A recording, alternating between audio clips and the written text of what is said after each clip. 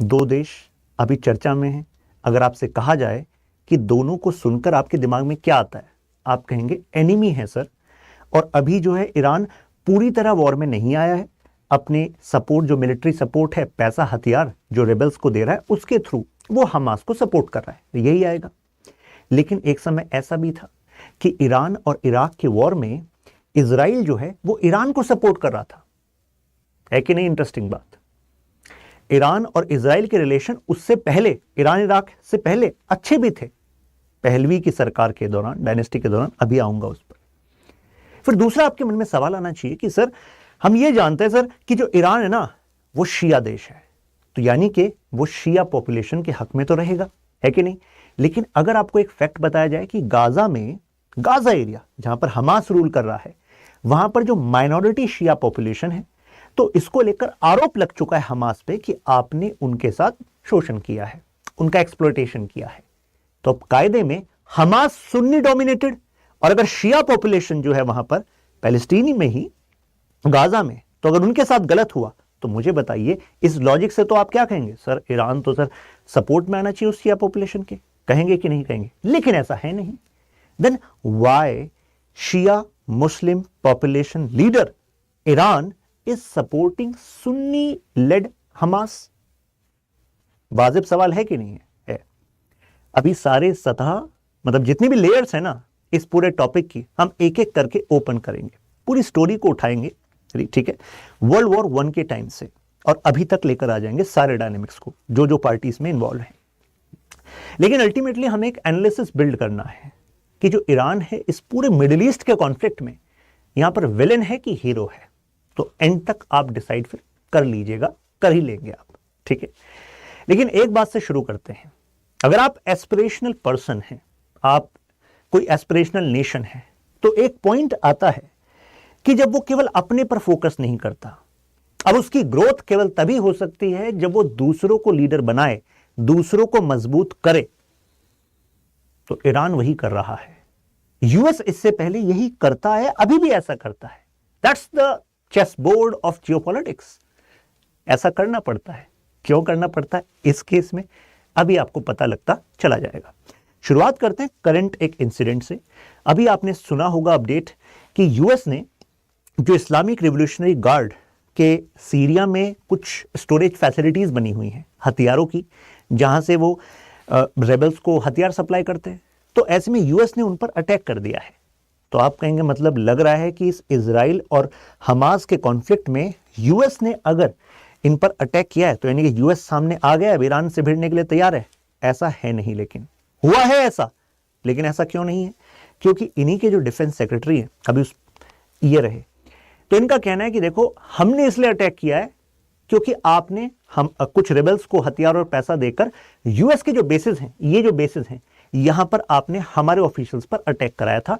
घायल हुए काफी लोग यूएस के जो वहां पर मौजूद थे। इससे पहले एक जो डिफेंस कॉन्ट्रैक्टर थे उनकी डेथ भी हो गई थी।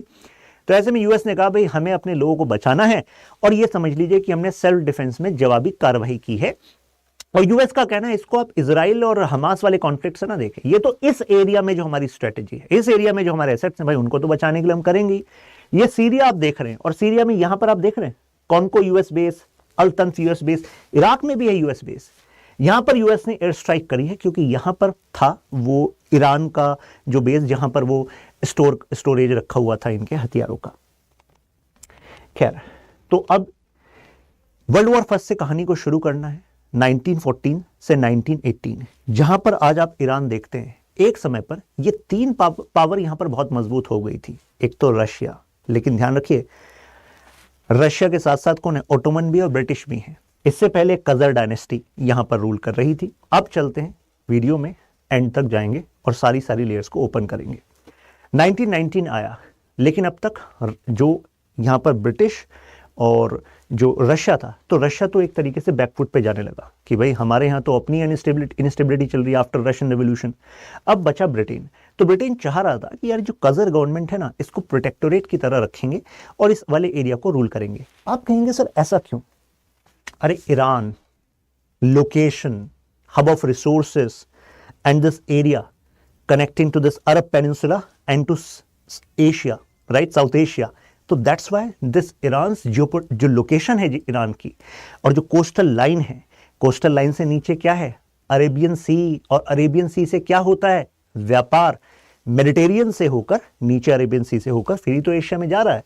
तो ऐसे में वो चाहते थे कि यार इस पर अपना होल्ड बना रहे, लेकिन बना रहा नहीं, और ऐसे में एक पहलवी डायनेस्टी की शुरुआत हुई, रजा खान का राइज हुआ इस पॉलिटिकल वैक्यूम में, क्योंकि इनस्टेबिलिटी चल रही थी। 1925 ऑनवर्ड्स पहलवी डायनेस्टी, तो रजा खान आ गए। लेकिन अब ट्रेडिशनली जो एरिया मुस्लिम एरिया कहा जाता था, क्योंकि एडवेंट ऑफ मुस्लिम वर्ल्ड हो चुका था इस एरिया में, क्योंकि एक समय पर देखिए जब हम पर्शिया का इतिहास देखते हैं तो पर्शिया का जो कल्चर है वो एक, ये समझ लीजिए कि पर्शिया अपने आप में कल्चरल प्राउड रखता है। एंशिएंट टाइम से लेकर मॉडर्न टाइम तक हम यहाँ पर एक कल्चरल कंटिन्यूटी देखते हैं। आप सोचेंगे सर कल्चर की बात क्यों कर रहे हैं सर, मुद्दे की, हथियार की, वॉर की, डायनेमिक्स की बात कीजिए। इन सब में कल्चर का और ऐसे में उन ईरान की पोजीशन का, दोनों का लिंक है। Persian people actually think themselves that they stand apart from the traditional Muslim area of northern Africa and Arab world. आप कहेंगे मतलब क्या हुआ, मतलब ये हुआ कि जो पर्शियन एरिया है ना, यहाँ पर एक समय पर जोरोस्ट्रियनिज्म था, जिसको आप पारसी धर्म कहते हैं, आग की पूजा, फायर टेम्पल। लेकिन जब यहाँ पर इस्लाम बढ़ा तो पारसी धर्म कम हुआ, लगभग खत्म हुआ। तो उसके बाद इस्लाम तो बढ़ा, लेकिन ऐसा नहीं है कि मक्का मदीना से जो इस्लाम बढ़ा था एग्जैक्टली वहां पर ऐसा ही कॉपी हुआ, राइट। तो यहाँ पर इमामत हमने देखी। कहेंगे इमामत मतलब क्या है, जैसे कि यहाँ पर 12 शियाइट आप एक समूह देखते हैं, आप सर्च करेंगे ना 12 शियाइट, तो मतलब क्या हुआ कि यानी कि जो प्रॉफिट मोहम्मद हैं उसके बाद भी एक के बाद इमाम आए, और उनको जो है अथॉरिटी माना गया कि अच्छा they are religious head and they are going to actually give us the right meaning of Quran. लेकिन जो सुन्नी पॉपुलेशन है वो तो इसमें विश्वास नहीं करती थी। तो यहाँ पर एक तो ये इस्लाम वाला एंगल भी डिफरेंट है, दूसरा पर्शिया का अपना कल्चर, उसमें प्राउड। जैसे कि आपको बताऊं फारसी भाषा, तो मॉडर्न हिस्ट्री में आप मुगल या मिडीवल हिस्ट्री में आप पढ़ते हैं मुगल्स के बारे में, तो मिडीवल हिस्ट्री में आपने पढ़ा होगा कि भारत में भी Farsi was common during the Mughals. Why? Because जैसे आप आज इंग्लिश बोलते हैं ना, और उसको लगता है English is like elite language, but why you think English is elite language? There is a reason behind it.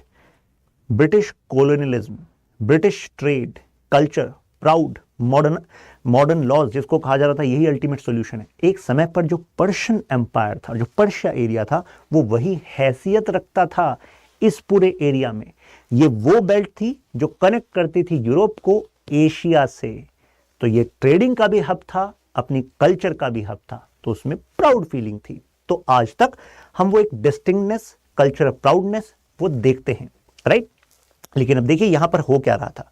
अब वो जो इस्लामिक एक्सपेंशन हुआ, एक समय तक पूछा, वो तो 8th सेंचुरी से स्टार्ट हो गया था, लेकिन अब तो भाई हम 20th सेंचुरी में आ गए, 1925 में आ गए, जब यहाँ पर रजा खान ने एक्चुअली कमान संभाली, तो उन्होंने कहा अब जो है चीज़ों को बदलना पड़ेगा, मॉडर्नाइज करना पड़ेगा। सेकुलरिज्म लेकर आए, एंटी कम्युनिज्म लेकर आए, ना तो सोवियत का इन्फ्लुएंस होगा, ना ही जो कंजर्वेटिज्म है, फंडामेंटलिज्म है, उसका होगा। कितने लोगों को कनेक्ट हो रहा है कि यार ये nationalism, militarism, secularism, anti communism, ये तो कुछ कुछ ऐसा लग रहा है कि रजा खान साहब जो हैं वो थोड़ा वेस्ट की तरफ जा रहे हैं, क्योंकि आइडियल्स तो वही हैं।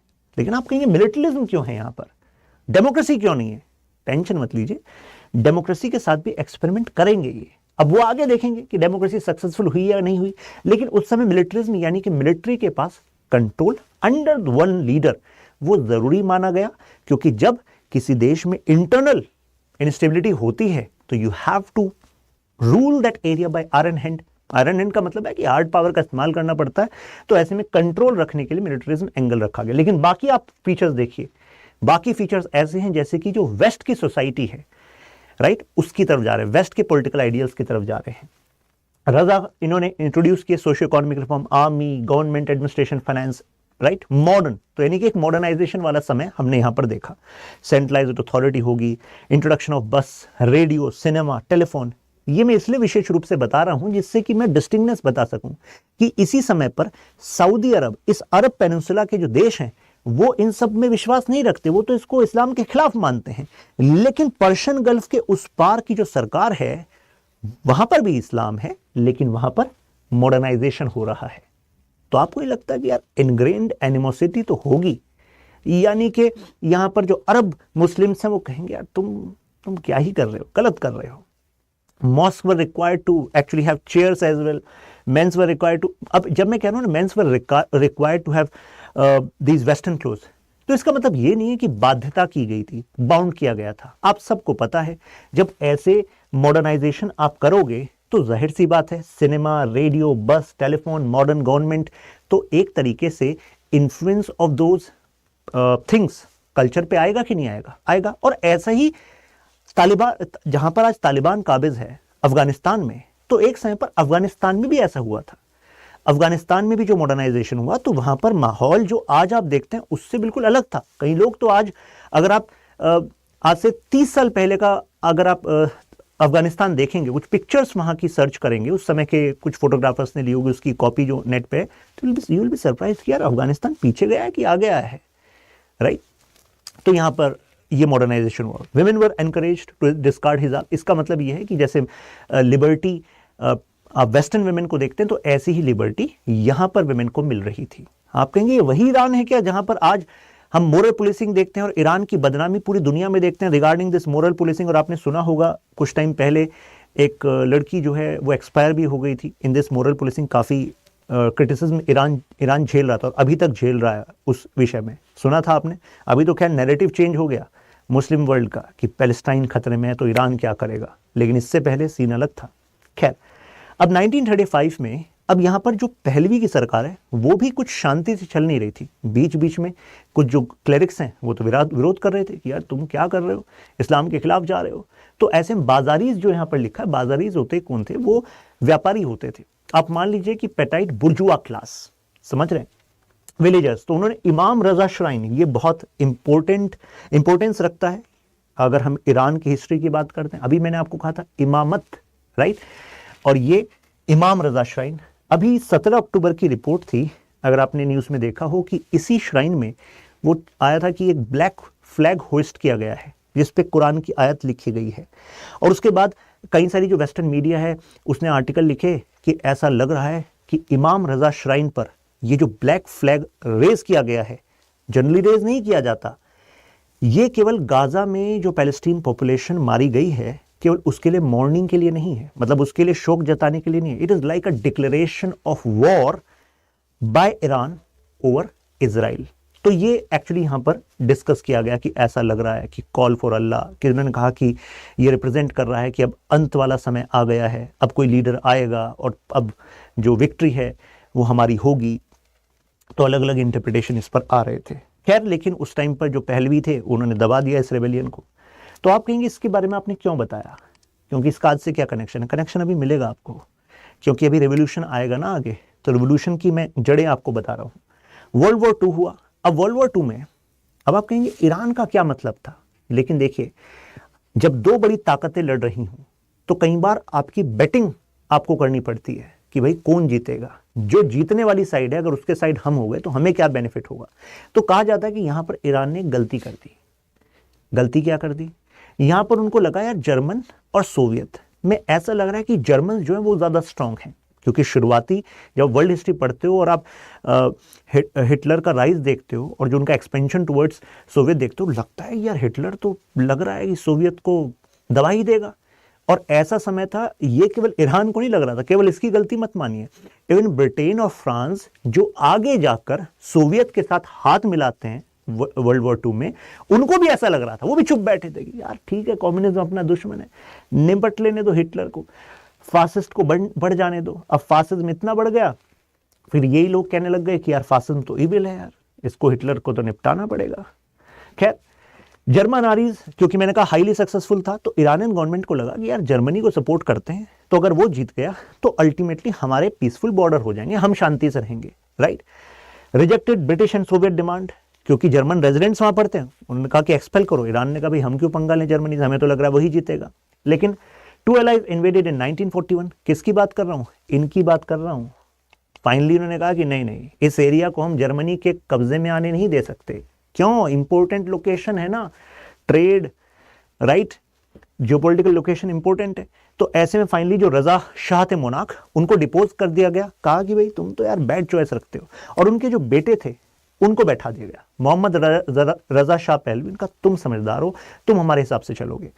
और यहां पर अब सोवियत यूनियन के पास चॉइस थी कि या तो इस पहलवी डायनेस्टी को खत्म ही कर दो, राइट, या तो कम्युनिस्ट सरकार ले आओ, या फिर ब्रिटिश चाहेंगे कि डेमोक्रेटिक ले आओ। अब आप खुद ही सोचो, क्या ब्रिटिशर्स अलाउ करेंगे सोवियत को कि चलो यार हम दोनों ने मिलकर डिपोज किया, इनको हटाया है वर्ल्ड वॉर 2 में, या कम्युनिज्म आने देंगे? नहीं आने देंगे ब्रिटिशर्स, क्योंकि ब्रिटिशर्स कैपिटलिस्ट हैं, है कि नहीं? अच्छा, क्या ये कम्युनिस्ट मानेंगे क्या ब्रिटिशर्स तुम लिबरल डेमोक्रेसी यहां ले आओ? नहीं, वो कहेंगे यार ये तो हमारी जैसी सरकार होनी चाहिए, इनके जैसी सरकार क्यों हो रही है? फिर दोनों को ये लगा, अंत में इन्होंने फैसला ये करा कि ऐसा करते हैं, सबसे पहले तो ये जो पहलवी डायनेस्टी है ना, इसको कॉन्स्टिट्यूशनल मोनार्की बनाते हैं, यानी कि यही मोनार्क रहेंगे। अब प्लस यहां पर कुछ एक्सपेरिमेंट कर लेंगे, experiment of democracy. Young Shah Mohammad Reza Shah Pahlavi allowed parliament. उन्होंने कहा कि चलो फाइनली कि चलो एक्सपेरिमेंट कर लेते हैं, डेमोक्रेसी का एक्सपेरिमेंट किया भी, राइट। 1951 में फाइनली ये मोसादेक ये बन गए पीएम, सपोर्ट इनको मिल गया। और इसमें अब ब्रिटिशर्स को क्या मिला? ब्रिटिशर्स की कंपनीज ने जो ईरान की ऑयल सेक्टर था उस पर काबिज हो गए। इनको कह दिया कि देखो रजा साहब, आपके पिताजी को हटाकर आपको बैठाया है, तो आप तो कंटिन्यूसली राज करो, ठीक है, सरकार के अंदर दखल मत करना। जो आपकी ऑयल इंडस्ट्री है उसका पोटेंशियल आप नहीं जानते, आपको अमीर हम बनाएंगे। तो ब्रिटिश कंपनीज ने यहां पर होल्ड ले लिया। ब्रिटिश कंपनीज ने कहा यार आपको ना 50-50 मिलेगा, टेंशन ही मत लो, यानी कि सरकार के कॉर्पस में 50% रेवेन्यू जाएगा। तो आप कहेंगे यार ये तो बहुत अच्छी बात है, लेकिन कहानी केवल यहीं खत्म थोड़ी ना थी। ब्रिटिशर्स वर सेइंग कि भाई आपके जो मेंबर्स हैं वो हमारे बोर्ड में नहीं होंगे, कंपनी के बोर्ड में, और अकाउंट्स जो हैं उनकी ऑडिटिंग आप नहीं कर सकते। अब आप सोचो, लग नहीं रहा आपको कि जो ईरान की जनता है, उनके देश के जो रिसोर्सेज हैं, ऑयल रिसोर्सेज, वो उनके लिए बने हैं, ना कि ब्रिटिश जनता के लिए बने हैं या ब्रिटिश सरकार के लिए बने हैं। लेकिन यहां पर ये जो डील थी, इस डील में ज्यादा बेनिफिट किसको था? ब्रिटिश कंपनीज को था, राइट। तो यहां ब्रिटिश, अब डिस्पाइट ब्रिटिश प्रेशर यहां पर इकोनॉमिक ब्लॉकेड भी हुआ, लेकिन अब रजा जो थे वो इस नुकसान को देख रहे थे। उन्होंने कहा यार नेशनलाइजेशन करना पड़ेगा। Nationalisation continued. नेशनलाइजेशन का मतलब हुआ कि भाई ब्रिटिशर्स, आप जो है इस तरीके से बेवकूफ नहीं कंटिन्यूसली बना सकते, राइट, एक लिमिट होती है, हम जो है अपनी सरकार के अंडर लेंगे। आप कहेंगे इतना दमखम कैसे आ गया? एक्चुअली दमखम जनता भी देती है, क्योंकि अगर जनता में ये नैरेटिव स्पाइरल होने लग गया कि यार ये प्रधानमंत्री और ये जो मोनार्क बैठे हैं ये किसी काम के हैं नहीं, क्योंकि अल्टीमेटली हमारे देश के रिसोर्सेस को तो ब्रिटिशर्स ले जा रहे हैं। तो अगर आप प्रूव हो गए कि भाई आप पपेट हो, जो कि वो पहले थे, ठीक है, तो फाइनली फिर वो कोशिश करेंगे आपको हटाने की। तो ऐसे ही कुछ एक्सपेरिमेंट वो कर रहे थे रिफॉर्मेशन के। एक सक्सेसफुल कू हुआ, headed by retired army general Fazlollah Zahedi, ये आपको मिल रहे हैं यहां पर। और इनमें देखिए सपोर्ट कौन कर रहा है अब, क्योंकि यहां पर जो सरकार थी वो सरकार नेशनलाइजेशन कर रही थी, ठीक है। तो ऐसे में इस नेशनलाइजेशन से नुकसान हो जाता किसको? ब्रिटिशर्स को। तो ब्रिटिशर्स ने कहा यार हमें नुकसान हो रहा है, तो अपनी intelligence agency along with CIA, उन्होंने उनके ही रिटायर्ड आर्मी ऑफिसर को लिया और कहा कि कू कर दो इनकी सरकार के खिलाफ। तो कू करके इन्होंने मोज़ादेक को हटाया, क्योंकि उनके हिसाब से बड़ी जो प्रॉब्लम थी वो मोज़ादेक था, राइट। बड़ी प्रॉब्लम ये रजा खान पहलवी नहीं था, क्योंकि यार ये रजा शाह, इनको तो रजा शाह पहलवी जी को तो इन्होंने ही बैठाया था, तो उनको लगा कि इनको तो मैनेज किया जा सकता है। मेजर प्रॉब्लम ये है क्योंकि इसको जनता से मत मिला है, तो ये समझ रहा है कि पूरी जनता की जिम्मेदारी हमारी है, इनको हटाते हैं। फाइनली ये हुआ वही, इन्होंने उनको हटा दिया, इनके प्रधानमंत्री को। और फाइनली अब एक तरीके से अब कहा कि जो हमें लॉसेस हो रहे थे अब उनको अपॉर्चुनिटी में बदलते हैं। American strengthen power of monarch, किसकी पावर इंक्रीज कर दी? इनकी, रजा शाह पहलवी की पावर को इंक्रीज कर दिया कि अब जो है एब्सोल्यूट मोनार्की रहेगी यहां पर। ये पार्लियामेंट का देखो एक्सपेरिमेंट चलता नहीं है, क्योंकि आप देखो को हो जाता है आपके देश में, तो आप तो बने हुए हैं मोनार्की के लिए। यहां पर बड़ा इंटरेस्टिंग मैं आपको एक किस्सा बताता हूं। जो यूएस है ना, वहां के जो स्कॉलर, जैसे एक थ्योरी है democratic peace theory, mister Doyle की बहुत ही फेमस थ्योरी है, और इसको यूज किया है यूएस ने। ये थ्योरी कहती है कि यूएस का ये नैतिक कर्तव्य है, it's a fundamental value that US is protecting to propagate idea of democracy, because only via idea of democracy people can truly be empowered. यानी कि लोगों को सही में एम्पावरमेंट केवल तभी मिल सकता है जब उनके यहाँ लोकतंत्र है। नहीं तो अगर एक ही व्यक्ति के पास सारी पावर कंट्रोल में रहती है तो जनता के कभी अधिकार वास्तविकता में उन्हें मिलते नहीं है। तो इसकी जिम्मेदारी जो है world war II onwards US अपने कंधों पर मानता है और इस वजह से जगह जगह जगह जगह डेमोक्रेसी लाने की कोशिश करता है, राइट। लेकिन आपको नहीं लगता कि यार यहां पर तो यूएस खुद इसका हिपोक्रेट बन रहा है? मतलब जो अपनी थ्योरी है जिसके बेसिस पे वो अपनी फॉरेन पॉलिसी बताता है, यहां तो उसके उल्टा चल रहा है। यहां पर लोकतांत्रिक सरकार को हटा रहा है और स्टैब्लिश कर रहा है मोनार्की को, कि मोनार्की मतलब मोनार्की की पावर को इंक्रीज कर रहा है, डेमोक्रेसी को साइडलाइन कर रहा है। तो इससे आपको क्या पता लगा? इससे आपको ये पता लगा कि जो थ्योरी होती है ना इंटरनेशनल पॉलिटिक्स की, जियोपॉलिटिक्स की, ये एक्चुअली कुछ आपके नेशनल इंटरेस्ट को सर्व करने के लिए बनती है। यहां पर नेशनल इंटरेस्ट था मोनार्की को स्ट्रॉन्ग करने में और डेमोक्रेसी को हटाने में, तो वो थ्योरी यूज कर दी। समझ रहे हैं?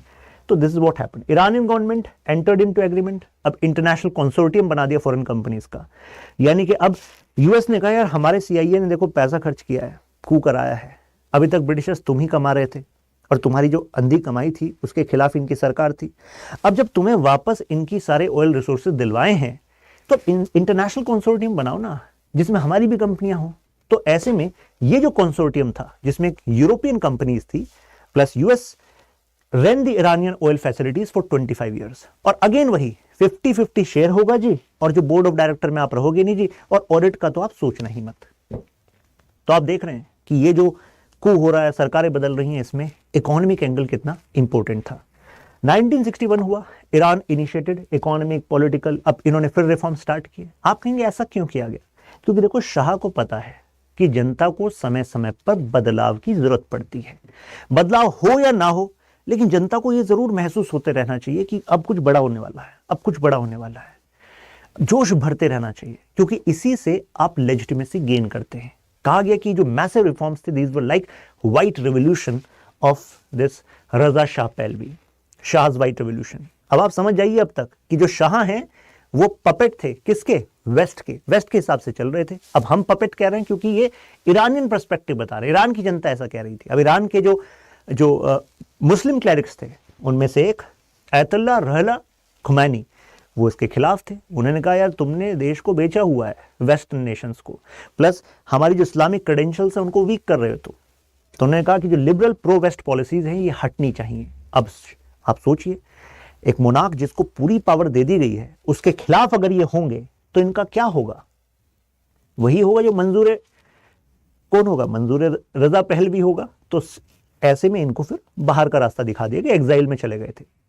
90 डेज ऑफ मैसिव राइटिंग हुआ, अयतुल्ला रहला खमैनी फॉलोड, इनकी अरेस्ट हो गया, राइट, क्योंकि उन्होंने अटैक किया था। 1970s में अब लेफ्टिस्ट गुरिल्ला ग्रुप्स जैसे MEK, ये इन्होंने अटैक करना स्टार्ट कर दिया। कहा कि अब लेफ्टिस्ट ग्रुप, मैंने क्यों कहा? क्योंकि जो इंटरनेशनल कंसोर्टियम था प्राइवेट कंपनीज का, it was minting huge profits, जबकि जनता में गरीबी छाई हुई थी। और जहां गरीबी हो वहां पर कौन आएगा? मार्क्स याद आएगा।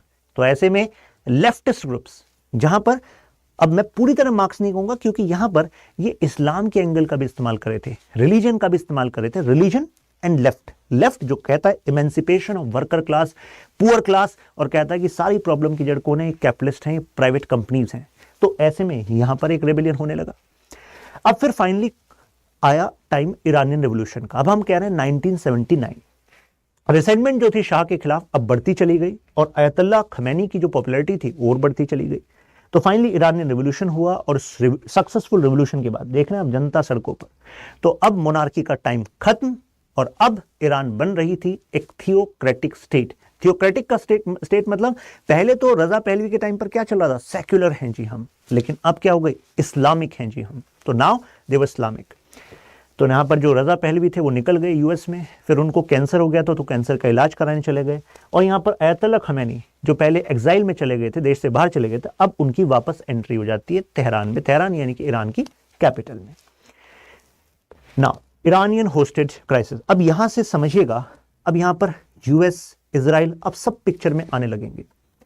1979 में जैसी ये हुआ, मतलब ईरानियन रिवॉल्यूशन हुआ, तो उसके बाद अब सोचिए इजराइल का क्या होगा? इजराइल की एम्बेसी थी यहां पर, और शाह जो थे, शाह ने रिकॉग्नाइज किया था, अरे इजराइल तुम तो देश हो, तुम्हारे साथ डिप्लोमेटिक रिलेशन है। क्यों? यूएस, ब्रिटेन, सबके साथ रिलेशन अच्छे थे ईरान के शाह के टाइम पर, तो ऑफिशियल एम्बेसी भी थी। लेकिन जैसे ही 1979 का रिवोल्यूशन होता है, तो ऐसे में एक एंटी इजराइल सेंटिमेंट भी स्पिन होने लगता है। कारण था क्योंकि अभी ये थियोक्रेटिक स्टेट थी, मुस्लिम स्टेट थी, राइट।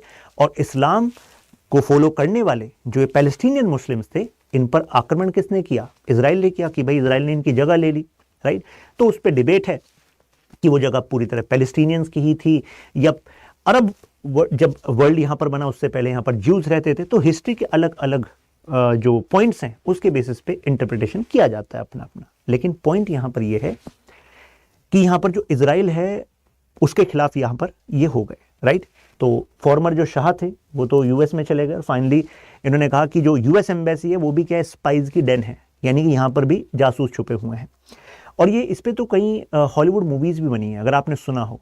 ये ईरान रिवोल्यूशन हुआ था तो होस्टेज क्राइसिस, शायद आर्गो करके एक हॉलीवुड मूवी थी। खैर, यहाँ पर 52 होस्टेजेस जो थे इसके एम्बेसी के जो लोग थे, उनको 444 दिन तक इसी में ही बंद रहना पड़ा।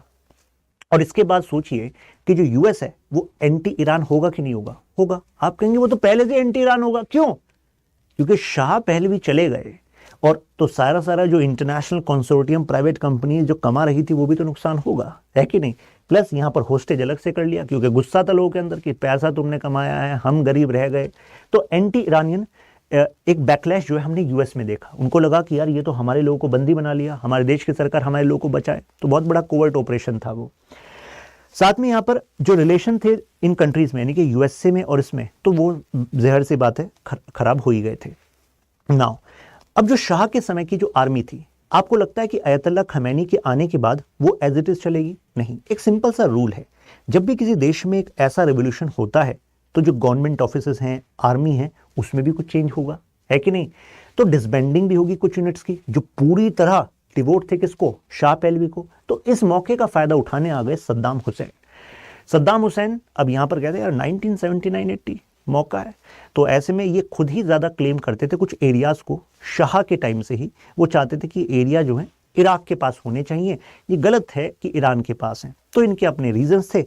ईरान इराक वॉर होता है, और फाइनली जो वेस्टर्न गवर्नमेंट थी वो खुद इस एंटागोनिज्म में थी। एंटागोनिज्म मतलब विरोध में थी इस ईरानी रिवोल्यूशन के। तो ऐसे में अब सद्दाम हुसैन को लगा कि यार यूएस तो अब ईरान को सपोर्ट करने आएगा नहीं। कारण शाह थोड़ी ना यहाँ पर। पहले अटैक इस वजह से नहीं कर रहा था कि ब्रिटेन और ये इन सब का यहाँ पर कंपनीज फायदा उठा रही थी और इनका नुकसान हो जाता अगर मैं ईरान पर आक्रमण करता। लेकिन अब तो ये नहीं है, तो अब तो मैं अंदर जा सकता हूं और ये तो वाह वाह करेंगे, चलो भाई बहुत हमारे होस्टेजेस को रखा इन्होंने, बहुत नुकसान कराया ईरानी रिवोल्यूशन ने, ठीक है करो वॉर। तो ऐसे में फाइनली यहाँ पर ये वॉर स्टार्ट होता है। इनका मानना था कि ये बेसिकली ये प्रोजेक्ट करना चाहते थे कि जो पूरा मिडिल ईस्ट है उसमें यही सबसे पावरफुल लीडर है। अब हुआ ये कि सद्दाम हुसैन एक समय के बाद Saddam Hussein actually stood up against western lobby as well. उनका मानना था कि जो मिडिल ईस्ट के जो रिसोर्सेज हैं, जो ऑयल है, उसका सही प्राइस हमें इस वजह से नहीं मिल पा रहा क्योंकि we work under the dictates of US and this western lobby. तो बाद में जाके फिर ये दुश्मन बन गए वेस्ट के और यूएस के। अब यूएस के दुश्मन बन गए तो फिर आपको पता ही है क्या हुआ। खैर हम तो ईरान की स्टोरी पर फोकस करते हैं। खैर नाउ एंट्री ऑफ इजराइल। अब जो इराक और ईरान का वॉर चल रहा था, इसमें कहा जाता है कि इजराइल ने सपोर्ट किया था ईरान का। अब यहां पर इंटरेस्टिंग ट्विस्ट ये है, अयतुल्लाह खमैनी वो इजराइल के खिलाफ थे, इजराइल के खिलाफ। मुस्लिम सेंटिमेंट्स उनको कैश करना है भाई, राइट। आप कहेंगे सर पैलेस्टाइन अलग है, ईरान अलग है, then why Ayatollah Khomeini was against Israel and supporting Palestinian cause? Why? उसका रीजन है मुस्लिम उम्मा। जैसे कि हम नेशन की बाउंड्री में विश्वास रखते हैं ना, नेशनलिज्म में, यहां पर अयतुल्लाह खमैनी उम्मा की भावना को प्रोग्रेस। उम्मा का मतलब होता है कि एक तरीके से मुस्लिम कम्युनिटी। यहां पर उम्मा मुस्लिम कम्युनिटी के लिए यूज किया जाता है कि यार सभी मुस्लिम जो है ब्रदर हैं। ये जो नेशनल बाउंड्रीज हैं, सरकारें हैं, ये सब ठीक है, आने जाने वाली चीजें हैं, लेकिन जो अल्लाह के अंडर जो राज है वही असलियत है। तो इसी वजह से अगर पैलेस्टाइन में कुछ होता है तो दर्द जो है वो जगह जगह जो मुस्लिम जो समुदाय है दुनिया में उन सबको होता है। तो rather than just criticizing it, we should also understand कि ऐसा होता क्या, what is the cultural, religious and emotional angle attached to it, reality क्या है। क्योंकि जब तक आपको एंगल नहीं पता लगेगा तब तक आप फिर डील नहीं कर सकते ऐसे इश्यूज से कि भाई उसका क्या नेगेटिव, क्या पॉजिटिव, क्या उस पर उसका इम्पैक्ट होगा जो अलायंस बनेंगी वर्ल्ड में, है कि नहीं। अब एंट्री ऑफ इजराइल, अब इजराइल इसलिए सपोर्ट कर रहा था, ये कहा जाता है जैसे एक तो इजराइल को इमीडिएट बेनिफिट मिल रहा था क्योंकि इजराइल को पता था कि यार ये जो सद्दाम हुसैन है ना, ये मिडिल ईस्ट का हीरो बनना चाह रहा है, तो अल्टीमेटली ये मुझे भी आगे जाकर नुकसान पहुंचाएगा। और इजराइल को पता चला कि इनके पास कोई न्यूक्लियर रिएक्टर प्रोग्राम चल रहा है जिसकी जानकारी ईरान को है, ईरान के इंटेलिजेंस को है। तो कहा कि ईरान, तुम ऑलरेडी इराक के साथ वॉर पे हो, तो तुम खुद सद्दाम हुसैन को कमजोर करना चाहते हो, हमें भी न्यूक्लियर रिएक्टर से खतरा है, तो ऐसा करो ना कि आप इस न्यूक्लियर रिएक्टर की जानकारी हमें दे दो। इसको कहा गया ऑपरेशन ओपेरा, और ऑपरेशन ओपेरा के तहत इराक का जो ओसिराक न्यूक्लियर रिएक्टर है इसको खत्म करने का जिम्मा उठाया इजराइल ने, और बदले में कहा कि भाई आपको हम हथियार प्रोवाइड करेंगे और मिलिट्री इंस्ट्रक्टर्स प्रोवाइड करेंगे। इंटरेस्टिंग बात यहां पर यह है कि ईरान ने बाद में ऑफिशियली इस हेल्प को माना नहीं। ऐसा क्यों? अगर अयतुल्लाह खमैनी के लीडरशिप वाले ईरान में ये हुआ और ये सब जगह मतलब मान लिया जाता कि अरे ईरान जो है इजराइल के साथ खड़ा था, तो आपको नहीं लगता कि मुस्लिम वर्ल्ड में ईरान के लिए तो दिक्कत वाली बात हो जाती। वो कहते क्या ही बदला ईरान में, पहले शाह इजराइल को सपोर्ट करता था, अयतुल्लाह खमैनी वाली सरकार करती है। तो इस वजह से इस बात को ऑफिशियली माना नहीं, लेकिन क्लासिफाइड डॉक्यूमेंट्स रिलीज हुए इजराइल की तरफ से भी, ईरान के कुछ लीक हुए, उसके थ्रू ये फिर बाद में एस्टेब्लिश हो गया था। तो Iran was second majority Muslim nation. तो ऐसे में मैंने शाह वाला एंगल तो आपको बता ही दिया कि शाह के समय में भाई सरकार के साथ उनके संबंध अच्छे थे, अब चीजें बदल गई थी। अब आप कहेंगे सर अयतुल्लाह खमैनी अपोज में है इजराइल के, then why Israel was giving this help. एक तो रीजन पता है, ये ऑपरेशन पोलो, क्योंकि न्यूक्लियर रिएक्टर अटैक करेंगे तो जाहिर सी बात है उनकी पावर को वीक कर देंगे सद्दाम हुसैन की। दूसरा क्या फायदा था, इजराइल को लग रहा था कि अयतुल्लाह खमैनी अपोज में है, लेकिन अगर ऐसे वॉर में ये सपोर्ट कर देगा, मतलब इजराइल इनको, तो रिलेशन दोबारा से ट्रैक पे आ जाएंगे। लेकिन ट्रैक पे आए नहीं। प्लस उनको लगा कि यार एक अच्छी वेपन इंडस्ट्री हमारी डेवलप हो जाएगी, क्योंकि इजराइल जो है वेपन का नेट एक्सपोर्टर है। अब रिलेशन पैलेस्टाइंस के साथ बात करते हैं। ध्यान रखिएगा 1979 के बाद ये जो 80 से लेकर 88 तक वॉर चला, इसमें एक तो मैंने सद्दाम हुसैन के बारे में आपको बताया, इसी दौरान जैसी रिवोल्यूशन हुआ, इसी दौरान, अभी वॉर शुरू भी नहीं हुआ है, सद्दाम हुसैन के एंगल से शुरू हो गया, अब मैं पैलेस्टाइन के एंगल से बता रहा हूं। पैलेस्टीनियन लीडर यासिर अराफात यहां पर आपको दिख रहे हैं, ये पहुंचते हैं ईरान, कहते हैं अरे ब्रदरहुड, आप सपोर्ट कर रहे हो पैलेस्टीनियन कॉज को, तो चलो हाथ मिलाते हैं। तो पैलेस्टीनियन डेलीगेट्स वहां जाते हैं।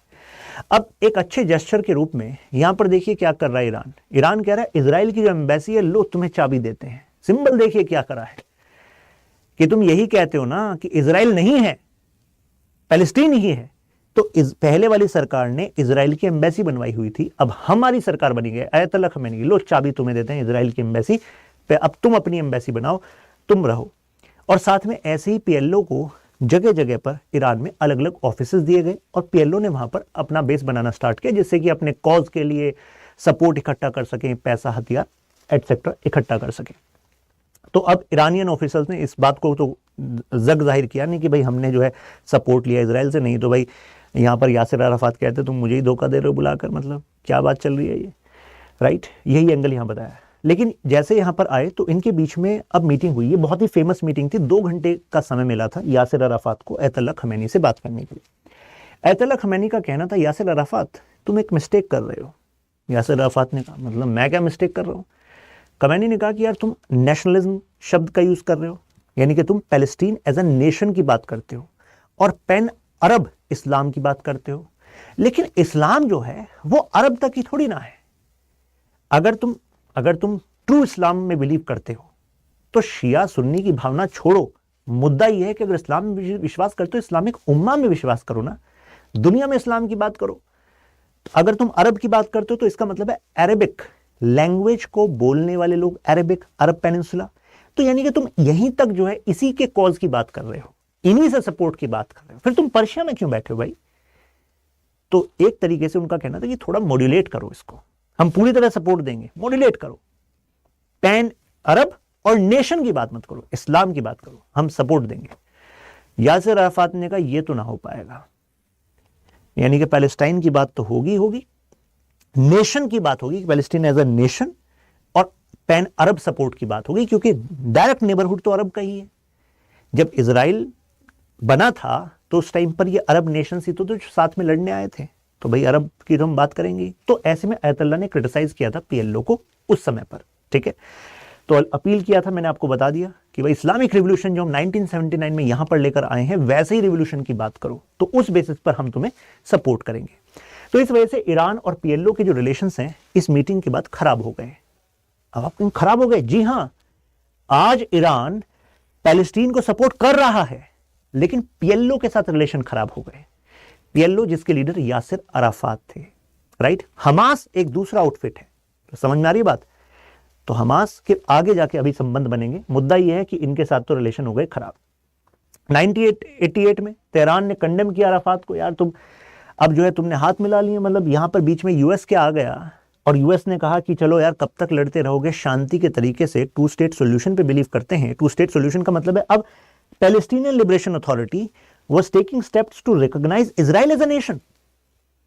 तो ईरान ने कहा ये तो गलत हुआ है भाई, ये नहीं होना चाहिए था, तुमने तो हथियार डाल दिए, ये स्ट्रांग वाली बात कहां हो गई। तो अल्टीमेटली इसके बाद तो पीएलओ और ईरान के रिलेशंस और ज्यादा डिक्लाइन हो गए।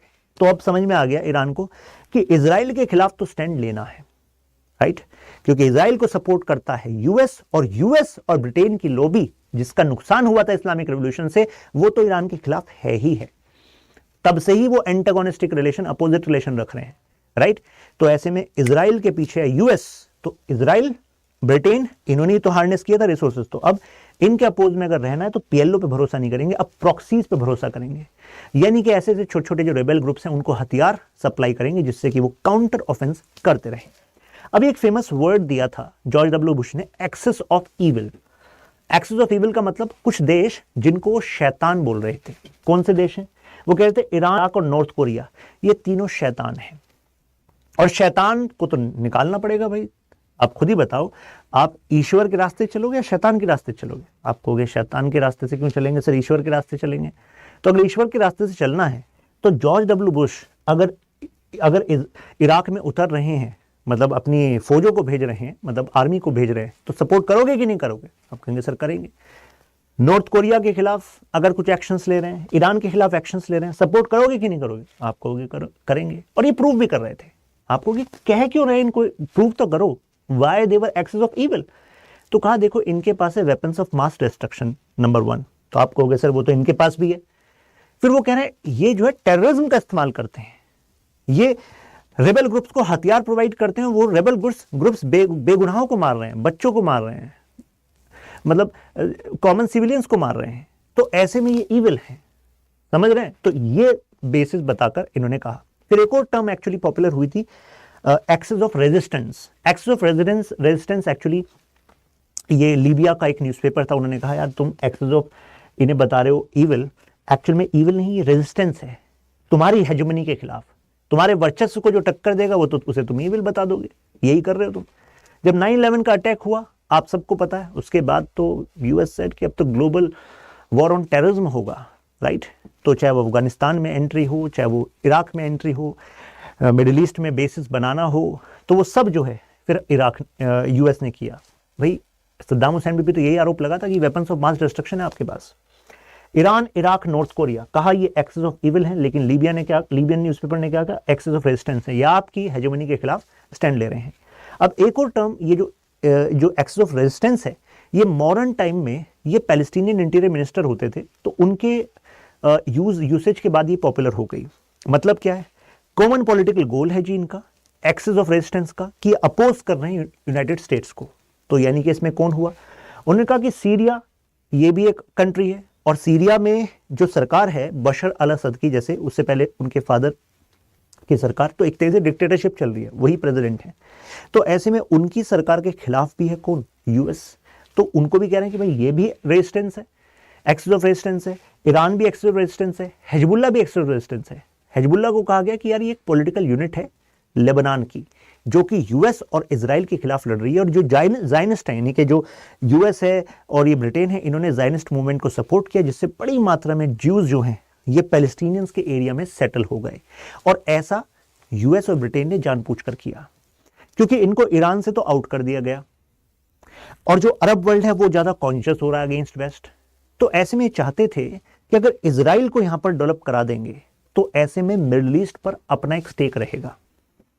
यह भी कहा जाता है कि इजराइल को बना देने से और इस कंटिन्यूस कॉन्फ्लिक्ट से जो मेजर जो डिफेंस इंडस्ट्रियल कॉम्प्लेक्स होता है, डिफेंस इंडस्ट्रियल कॉम्प्लेक्स का मतलब होता है हथियार बनाने वाली कंपनी होती है, उनकी इंडस्ट्री चलती रहती है। प्लस अगर ये कॉन्फ्लिक्ट चलता रहता है तो इसमें you need a big power to mediate your crisis, जैसे कि अभी बताया था पीएलओ और इजराइल के लिए फिर यहां पर बिल क्लिंटन खड़े हो गए हैं जी। मतलब ये वाली बात है कि क्राइसिस खड़ा करो, तभी तो तब सबको पता लगेगा कि तुम लीडर हो। अगर मुश्किलें नहीं होंगी तो लीडर की जरूरत क्या है। तो कई बार लीडर मुश्किलें खड़ी करता है कि तुम कदर तो हमारी तभी करोगे तुम।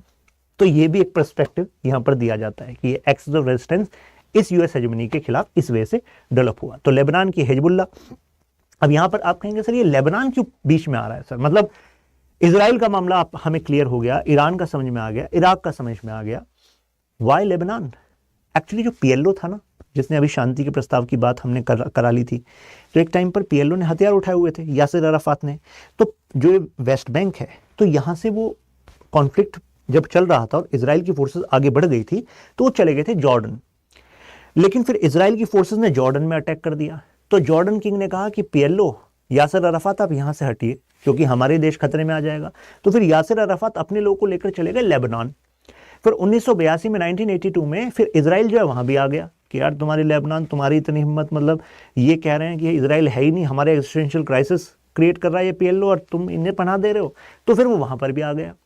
तो ऐसे में वहां पर जो पॉलिटिकल यूनिट थी हिजबुल्लाह, ये इजराइल के खिलाफ है क्योंकि इजराइल ने लेबनान पर अटैक किया और बराबर में है और वो सपोर्ट करता है पैलेस्टीनियन कॉज को, पड़ोसी है भाई पैलेस्टीनियन कॉज। उनको लगता है कि जो स्टेट अगर पास में है तो थ्रेट रहेगा अरब को। खैर ये था इनका एंगल। ना करंट आउटलाइन क्या है इस एक्सेस की, जरा ये देख लीजिए। यहां पर शिया और सुन्नी मुस्लिम ग्रुप्स एक तो सब साथ आ रहे हैं, एक लूज नेट अलायंस है। लूज नेट का मतलब है कि एंगल क्या है कि यहां पर ईरान जो है शाइट है, हमास जो है सुन्नी है, लेकिन साथ है, राइट। तो देखिए इराक है, लेबनान है, इजराइल है, गाजा है, यमन है, ये सब जो है ये साथ में है। एक ऐसी अलायंस है जो यमन के हूथी रिबल्स ये सब साथ में अगेंस्ट यूएस। अब यहां पर इराक में भी कुछ जो पक्ष हैं वो क्लियर कट यूएस हेजेमनी के खिलाफ है। अब जो ईरान का रेजिम है उसकी जो कुद्स फोर्स है वो इसमें मेन रोल अदा करती है। शायद आप कहेंगे सर ये कुद्स फोर्स क्या है ईरान की। हमने इस्लामिक रिवोल्यूशनरी गार्ड सुना है कि भाई 1979 के बाद जब इस्लामिक रिवोल्यूशन आ गया तो इस्लामिक रिवोल्यूशनरी गार्ड, उसका नाम इसी वजह से दिया गया कि एक नई तरह की मिलिट्री फोर्स बनी है जो इस्लामिक रिवोल्यूशन के कॉज में विश्वास रखती है, उसको प्रोटेक्ट करती है। लेकिन ये कुद्स फोर्स क्या है? एक्चुअली जो आईआरजी है, इस्लामिक रिवोल्यूशनरी गार्ड है, वो एक मेन मिलिट्री यूनिट हो गई, ठीक है, डिफेंस यूनिट हो गई। उसके अंदर 5 फोर्सेस हैं। 5 में से जो एक फोर्स है वो कुद्स फोर्स है। तो कुद्स फोर्स एक इंटेलिजेंस यूनिट भी है और वो मोबिलाइज करती है मिलिट्री सपोर्ट, यानी कि हथियार, ट्रेनिंग और पैसा for covert operations outside Iran. यानी कि हिजबुल्लाह को सपोर्ट कहां से मिलेगा? कुद्स फोर्स से मिलेगा। हूथी रेबल्स को कहां से मिलेगा? कुद्स फोर्स से मिलेगा। हमास को कहां से मिलेगा? कुद्स फोर्स से मिलेगा, राइट। तो Quds force Islamic revolutionary guard का ही एक यूनिट है, राइट। तो ये आपको मैंने बता दिया, ये है वो पूरा जो कोalition इनका बन रहा है। ईरान सपोर्ट कर रहा है इन प्रॉक्सीज को। कारण क्या है? जिससे कि वो देखिए, ईरान का ये मानना है कि जब तक ये लीडर्स नहीं बनेंगे तब तक ईरान जो है वो मुस्लिम वर्ल्ड का लीडर नहीं बन सकता। ईरान चाहता है कि जो सऊदी लेड मुस्लिम वर्ल्ड है केवल वही पर्सपेक्टिव मिडिल ईस्ट का ना रहे। नहीं तो शिया और सुन्नी अगर डिवाइड हुआ तो उससे ईरान को हमेशा नुकसान ही मिला है। आप कहेंगे मतलब समझ नहीं आई बात, समझ में देखिए अब आ जाएगी। आप सबको पता है सऊदी जो है उसकी ऑयल इंडस्ट्री में एक अच्छा खासा स्टेक या अच्छी खासी रिलेशनशिप यूएस की और ब्रिटेन की रही है, राइट। सऊदी को कुछ ना हो, यूएस हमेशा उसको सपोर्ट करता रहा है, हमेशा से ऐसा रहा है। सऊदी और ईरान की रिलेशनशिप खराब रही है कि भाई जिसके साथ यूएस तो ईरान तो उसके खिलाफ होगा ना। जब सऊदी और इस वाले एरिया में अगर यूएस की प्रेजेंस होगी तो सीधा सीधा ईरान के लिए खतरा है कि नहीं।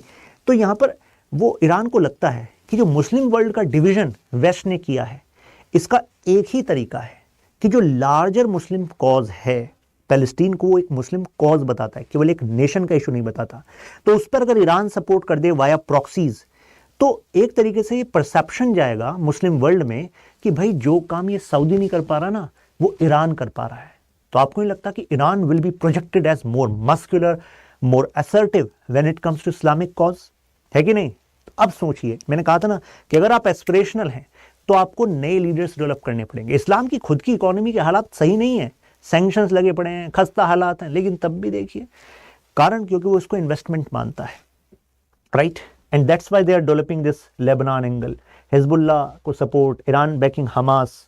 अभी स्ट्रेंज पार्टनरशिप, मैंने आपको बता दी स्ट्रेंज पार्टनरशिप क्यों है, क्योंकि हमास जो है सुन्नी ऑर्गेनाइजेशन है, राइट। और इस पर आरोप था कि गाजा वाले एरिया में तुमने शाइट जो शिया मुस्लिम से उस पर अत्याचार भी किए, लेकिन फिर भी ईरान ने कहा नहीं, नाराज नहीं होना।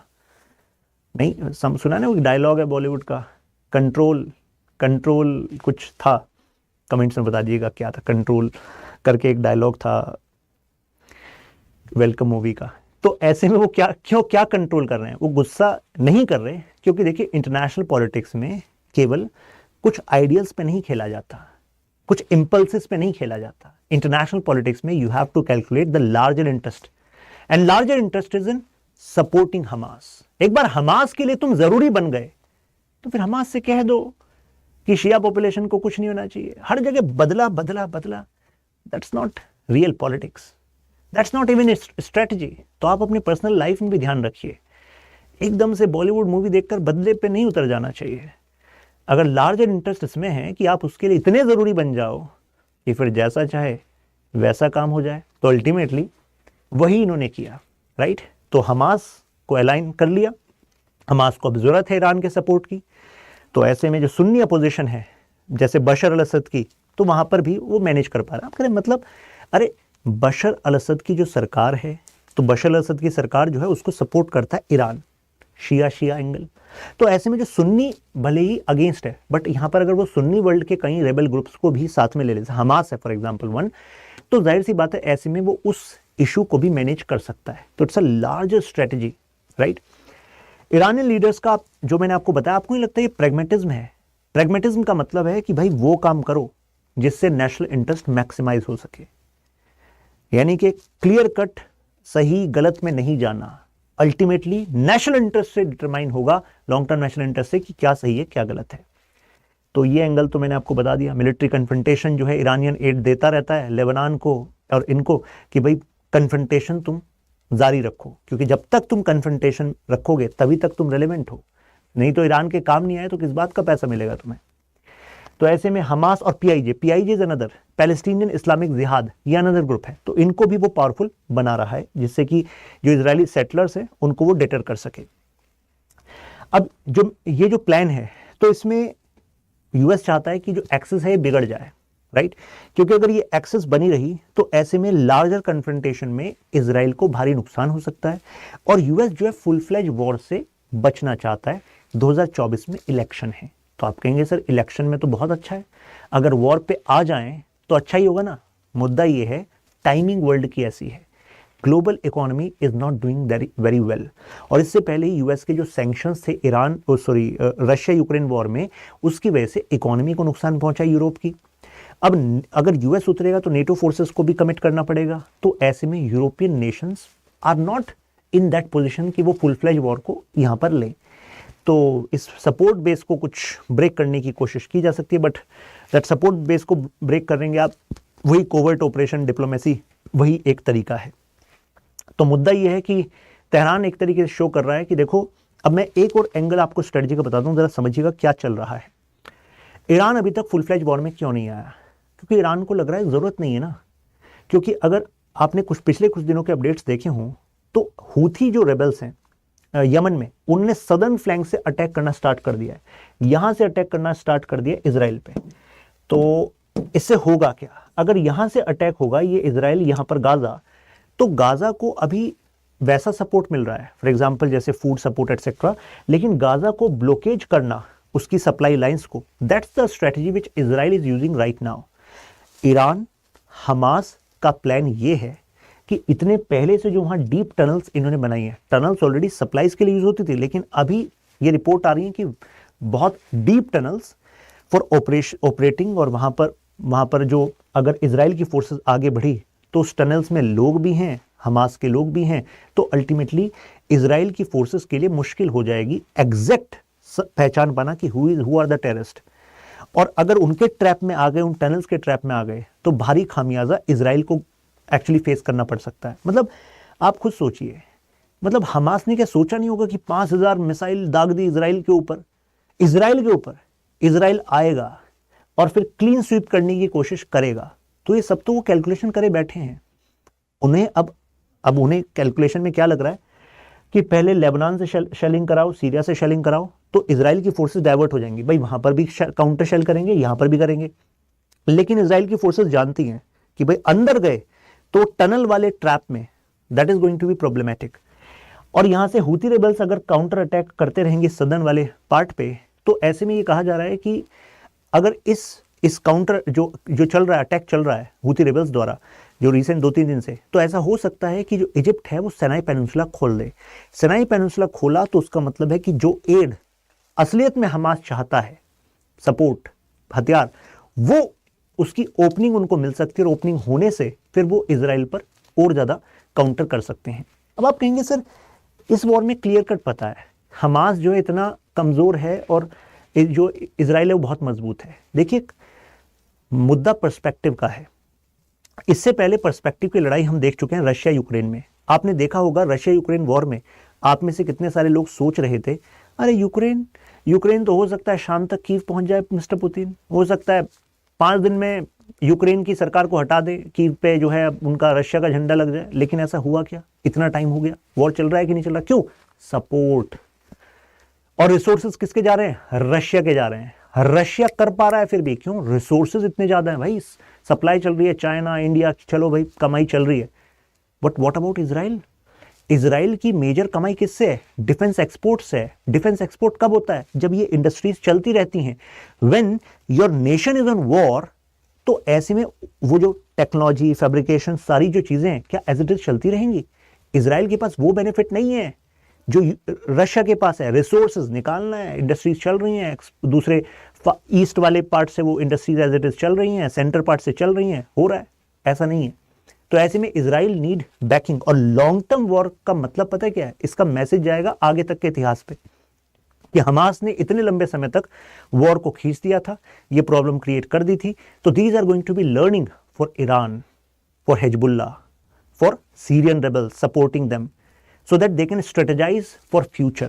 It's not like कि ये वॉर से एकदम बस क्लियर कट सोल्यूशन आने वाला है। कई बार लॉन्ग टर्म प्लान के लिए ऐसे वॉर्स लड़े जाते हैं और ह्यूमन कॉस्ट तो इन्वॉल्व होती है, आप सबको पता है। तो that is the kind of strategy this Iran and Hamas they have planned. तो कॉन्फ्लिक्ट होगा। अब कॉन्फ्लिक्ट में होगा क्या? अब इन ऐसे में अगर आपने ईरान को प्रेशराइज किया तो ये कहा जाता है कि ईरान के पास ऑलरेडी वेपन कैटेगरी का जो न्यूक्लियर मटेरियल है वो तैयार है। विद इन वीक्स ईरान चाहे तो न्यूक्लियर टेस्ट करके न्यूक्लियर पावर बन सकता है, और ऐसे में जो न्यूक्लियर बैलेंस है मिडिल ईस्ट का वो ईरान की तरफ शिफ्ट हो सकता है। कारण भाई जिस पर आपने सैंक्शंस लगा दिए, जिसको आपने इविल घोषित कर दिया, तो इट वुड बी लाइक यार if someone hates you for no reason then give that person a reason. तो ऐसे में Iran can do that, give them a reason to stabilise this area. अब आप कहेंगे सर न्यूक्लियर वेपन सर ज्यादा बड़ी बात कर दी सर आपने, मतलब तहस नहस बहुत सारे इलाके हो जाएंगे सर, पैलेस्टीनियंस ना हो जाएं। अरे न्यूक्लियर वेपन्स भी 2 तरह के होते हैं ना, tactical nuclear weapons, strategic nuclear weapons. तो mix and manage strategy use की जा सकती है। But the point is nuclear weapons का काम केवल ऐसा नहीं होता कि हम बना रहे हैं यूज ही करेंगे। आपके पास है वो काफी है उस काम के लिए जो आप अचीव करना चाहते हो। समझे कि नहीं समझे? बिगर गेम एक और है कि वो ग्लोबल साउथ की सॉलिडारिटी चाहता है ईरान को लगता है कि Iran, China, Russia, north Korea, ये जो एक्सेस है ये अभी आने वाले समय की जियोपॉलिटिक्स में उभर कर आएगी। आप सबको पता होगा एक्सिस रूट ओपन होगा, चाइना काउंटर कर ही रहा है यूएस की हेजेमनी को, रशिया कर ही रहा है यूएस की हेजेमनी को, और दुनिया परेशान है यूएस के यूनिलेटरल सैंक्शंस की वजह से, जिसका नुकसान सबको झेलना पड़ता है। इजिप्ट के बच्चों को झेलना पड़ा इन्फ्लेशन, जब आटा इतना महंगा हो गया। उन्हें क्या पता था यार, बाइडेन ने सैंक्शन लगा दिए रशिया पर। अगर चुपचाप ये कह देते कि भाई नेटो मत जाओ यार यूक्रेन में, नहीं जाएगी यूक्रेन में नेटो, तो ये होता ना, और इतने ज़्यादा इन्फ्लेशन क्राइसिस ना होता नदर्न अफ्रीका के देशों में, अफ्रीकन नेशंस में, एशियन नेशंस में। तो Asian African nations facing this pain of unilateral western sanctions and impact on global economy. So इस केस में अब ईरान फ्यूचर में इसको भी कैश करने की कोशिश करेगा, जिससे कि वो अपनी पोजीशन को बियॉन्ड मिडिल ईस्ट प्रोजेक्ट कर सके। अब वो कहे यार हम मिडिल ईस्ट की पॉलिटिक्स में मत देखो हमें, हम तुम्हारे लिए स्टैंड ले रहे हैं against West, against this western जो हेजेमनी चल रही है। तो ईरान का लॉन्ग स्टैंडिंग जो स्ट्रेटजी है वो ऐसी ही लगती है, ये शिया सुन्नी डिवाइड को हटाओ, लॉन्गर स्ट्रेटजी बनाओ and position yourself as better. Arab nations अब यहाँ पर एक जो चीज जिसका फायदा यूएस उठाता रहा वो ये है कि ईरान पर आरोप लगा है कि ईरान इज बेलिजरेंट, यानी कि भरोसा नहीं किया जा सकता। बताओ यार, हूथी रिबल्स को सपोर्ट कर दिया, हूथी रिबल्स अटैक कर रहे हैं सऊदी अरब को, और सऊदी अरब तो इस्लामिक वर्ल्ड का भाई लीडर है, राइट, होली प्लेस सऊदी अरब में है। तो ऐसे में ये जो इशू है ये ईरान को रिजॉल्व करना होगा भाई, राइट, क्योंकि अगर अरब और ईरान ये एक नहीं हो रहे हैं तो ultimately you can not win the longer race. अब ईरान को एक और मौका मिल गया कि इससे पहले ईरान पर आरोप लग रहे थे what you are doing with women, जो आप मतलब मोरल पुलिसिंग कर रहे हो, आज मॉडर्न हो चुका है, लिबरल हो चुका है, वो चांसेस आप नहीं दे रहे हो। सो ऐसे में जब फोकस गाजा पर आ गया है तो ईरान को अपनी इमेज को ऑल्टर करने का मौका मिल गया है। तो कंक्लूजन ये है, अब तक पूरी इस डिबेट में आपको ये पता लग गया होगा कि ईरान की स्ट्रेटजी क्या है, कैसे ईरान बढ़ा है और ईरान क्यों बढ़ा है। देखिए, विलन या हीरो इस बात पर निर्धारित होता है कि आप लाइन के किस साइड खड़े हैं। अगर आप इस तरीके से देखें यार, US, Britain, international consortium were making lot of money from Iranian resources and those benefits were not getting to the people of Iran. Iran people were impoverished in the Shah's rule. तो कायदे से इस बात से तो लगता है Iran ठीक ही कर रहे हो तुम। हीरो विलेन क्यों? टेररिस्ट ग्रुप्स को पैसा दे रहा है, हथियार दे रहा है, इंस्टेबिलिटी क्रिएट कर रहा है, so that project its image as a bigger power. तो जो ह्यूमन लॉस हो रहा है ईरान में नहीं, ईरान से बाहर जो आप क्राइसिस क्रिएट कर रहे हो, उसका जिम्मेवार कौन? तो ऐसे में कहा जाएगा ह्यूमन लॉस जो हो रहा है तो वो तो यार विलेन हुआ इस बात से, बेलिजरेंट है, भरोसा नहीं किया जा सकता। और इस वर्ल्ड में ऑर्डर के लिए you need stability, you need commitments, and that kind of commitments ये कहा जाता है have been failed by Iran. जैसे IAEA के लिए अपने न्यूक्लियर रिएक्टर्स को ओपन करना, if your image is belligerent, then you have to whitewash that image, become a responsible partner of this international community। तो इस एंगल से कहा जाता है यार विलेन है, उधर से कहा जाता है हीरो है। तो डिसाइड आपको करना है, हमारा काम कि भाई हमने सारे पर्सपेक्टिव आपको बता दिए कि क्या क्या एंगल था, क्यों वो सपोर्ट कर रहे थे, पैलेस्टीनियन कॉज को क्यों सपोर्ट किया। अब जरा एक क्वेश्चन देख लीजिए, explain the role of Iran in Israel Palestine issue and how it impacts geopolitics beyond Middle East. इस पॉइंट को जरा देखिएगा, बियॉन्ड मिडिल ईस्ट, राइट। तो आई थिंक अभी आपको क्लियर हो गया होगा काफी कुछ।